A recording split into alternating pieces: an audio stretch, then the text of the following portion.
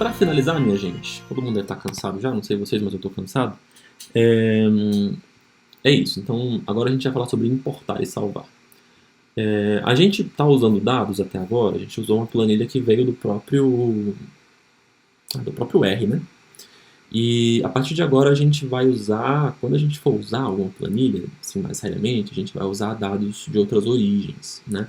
É, e geralmente dados que vieram ou do INEP, dados que vocês coletaram, dados ou coletados por mim, por orientandos, pelo grupo de pesquisa. Bacana?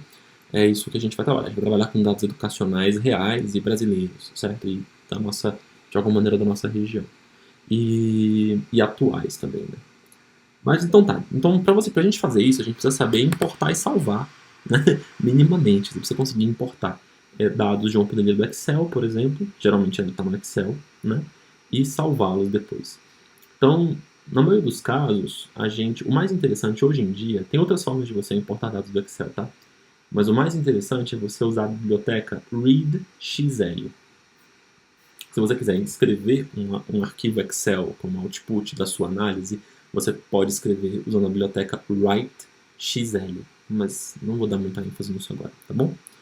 Na biblioteca readxl, o legal dela é que assim, as outras soluções que tem para vocês usarem, a outra mais famosa e anterior, ela é dependente se não me engano, do Java, de outras coisas, tem dependências externas, então ela é dependente de coisas que têm que estar instaladas na sua máquina, mas não estão dentro do R.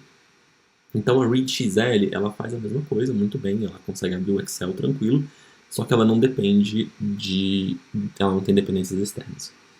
Então o que você faz? Você instala a biblioteca readxl. Se você não instalou ainda, instale com install packages, do jeito que eu mostrei para vocês. E depois que você fazer isso, você carrega com a função library, ok? Eu não vou executar aqui porque eu não tenho um arquivo para carregar para vocês, tá? Mas então tá, uma vez que você carregou a biblioteca readxl, você pode usar a função setwd para estabelecer o nome do diretório de trabalho onde você está trabalhando, certo? No meu computador, aí pode ter diferença do R para o Mac, o R para outros computadores, verifiquem isso. Mas toda vez que eu salvo um código, por exemplo, o Markdown, né? Um arquivo do Markdown, eu salvo ele em um diretório do meu computador, o interpretador entende que aquele é o código, é o diretório de trabalho. Então ele vai buscar todos os arquivos naquela mesma pasta. Então é muito simples, eu só preciso, na verdade, salvar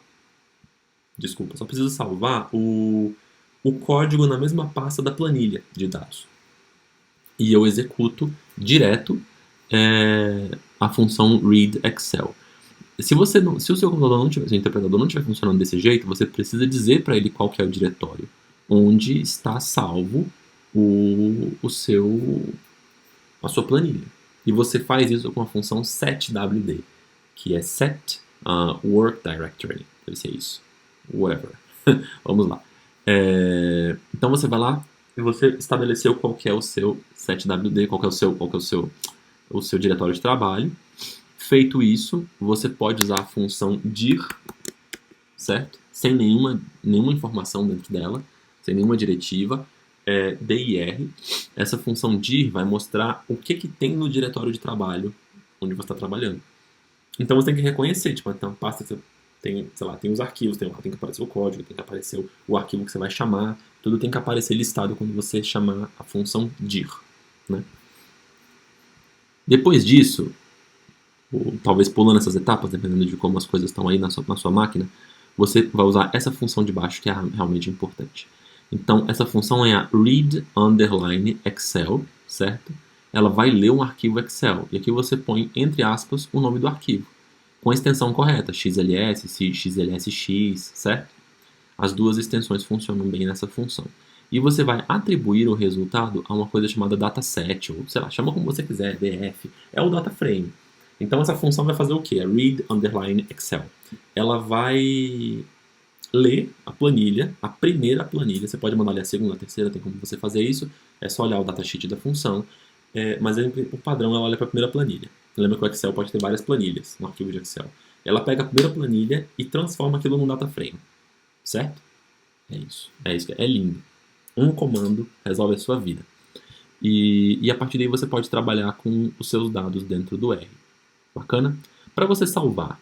Então depois que você fez isso, aí você deu toda aquela penteada nos dados, você acertou os fatores, acertou os numéricos, né? Acertou os níveis, colocou os rótulos, né? Tá tudo bonitinho. Aí o que você vai fazer? Você vai salvar isso como um arquivo binário, né? É bem importante salvar como arquivo binário porque os arquivos do tipo Excel eles costumam demorar muito para serem carregados quando são planilhas grandes, tipo dados do INEP. Você baixou os dados do INEP, eles estão em CSV, estão em algum outro tipo de formato que é um formato de planilha. Quando você salva isso para o R, demora um tempo. Mas quando você exporta o que você salvou como um arquivo binário, então a importação seguinte vai ser muito mais rápida. E você salva isso com a função save, certo? O que você vai fazer com a função save? Você vai salvar todas as estruturas de dados que você precisa salvar da sua análise. Eu geralmente tenho uma planilha, né, um data frame, que é o que eu realmente preciso salvar. O resto são variáveis de trabalho que são criadas e apagadas ao longo do caminho. Então aqui eu estou salvando o data frame education, que é o que a gente estava usando, certo? Num arquivo chamado nomearquivo.dat. Essa extensão .dat, .txt, você põe o que você quiser. Eu gosto de pôr .dat porque geralmente não tem nenhum programa associado a isso, então não vai acontecer de eu clicar lá e ele executar com um programa específico, certo?